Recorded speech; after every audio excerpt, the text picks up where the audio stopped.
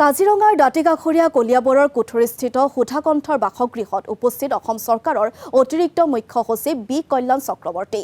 সুধাকণ্ঠৰ বাসগৃহত উপস্থিত হৈ স্থানীয় ৰাইজৰ সৈতে বাৰ্তালাপ কৰে অতিৰিক্ত মুখ্য সচিবগৰাকীয়ে। ছেপ্টেম্বৰ মাহৰ পূৰ্বে সুধাকণ্ঠৰ বাসগৃহটো মেৰামতি কৰা হ'ব বুলি আশ্বাস প্ৰদান কৰে অতিৰিক্ত মুখ্য সচিবগৰাকীয়ে। আনহাতে সুধাকণ্ঠৰ বাসগৃহ সংৰক্ষণ কৰাৰ ক্ষেত্ৰত মন্তব্য প্ৰকাশ কৰি স্থানীয় ৰাইজে কয় যে ইয়াৰ পূৰ্বেও বহু সময়ত বহুবাৰ বহু মন্ত্ৰী আমোলা বিষয়াই সুধাকণ্ঠৰ বাসগৃহ পৰিদৰ্শন কৰিছে যদিও সংৰক্ষণৰ ক্ষেত্ৰত কোনেও গ্ৰহণ নকৰিলে কাৰ্যকাৰী ব্যৱস্থা।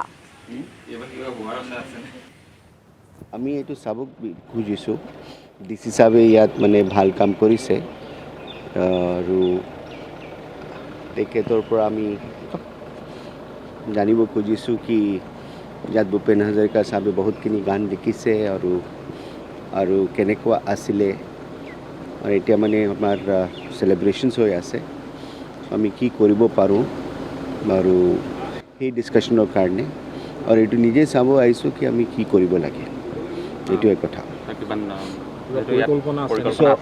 নাই এইটো প্ৰথমটো আমি চাব আহিছোঁ এতিয়াই আমি একুৱায়াৰ কৰিলোঁ so' we will see what is to be done but মানে এক্সপিৰিয়েঞ্চ কৰিব আহিছোঁ কি he sat here he wrote songs আৰু তেখেতে কেয়াৰ টেক কৰিছে so' we wanted to see কি মানে হোৱাট ইজ এক্সপিৰিয়েঞ্চেছ সেইকাৰণে ৰাইজক ইয়াত লগ ধৰিছোঁ।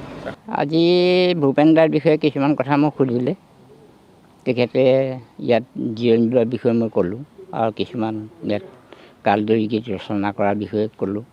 তাৰপিছতে কোঠৰী ৰাইজ বা কলিয়াবৰ ৰাইজৰ লগত কি সম্পৰ্ক আছিলে সেই বিষয়ে দুআষাৰমান ক'লোঁ আৰু তেখেতেও আনন্দ পাইছে ভাল পাইছে আৰু তেখেতৰ গুৰিত মই এটাই আশাবাদী বুলি কৈছোঁ ঘৰটো যেনেকৈ আছে তেনেকৈ থিয় কৰি ৰাখিলে আমি মানে বহুত আশাবাদী কোঠৰী কলিয়াবৰ ৰাইজ।